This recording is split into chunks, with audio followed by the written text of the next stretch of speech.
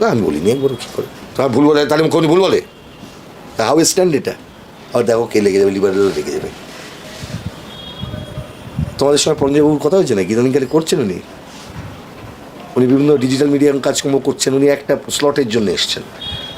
ওনার সাথে আমার একদিন দেখা হয়েছিল এয়ারপোর্টে, মানে খুব মজার বিষয়। মানে আমি গিয়ে বললাম, মানে আমি বসে আছি, উনি তার আগে ফোনের কাছে কথাবার্তা বলছেন কি ব্রাত্য বসুর সঙ্গে ওনার যোগাযোগ হয়েছিল। তার ওনাকে বললাম, আমি স্বাভাবিকভাবে, উনি তো ভালো লেখক, ভালো সাংবাদিক, ভালো, ওনার যে সময় ওনাকে ইপিডাব্লিউ থেকে বার করে দেওয়া হয়েছিল এবং ওই রকম যোগ্য মানুষকে বার করে দেওয়াটাই বিজেপির দ্বারা উনি আক্রান্ত একজন মানুষ।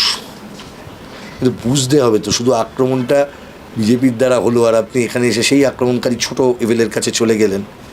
দানব দিয়ে দানব দমন হয় না, দানব দমনটা মানুষকে দিয়েই করতে হবে। ওই যে ভূপেন হাজারিকার কণ্ঠে সেই গানটা আপনারা শুনেছেন না, শিবদাস ব্যানার্জির গান, ওই মানুষ যদি সে না হয় মানুষ, দানব কখনো হয় কি মানুষ? হয় না মানুষ।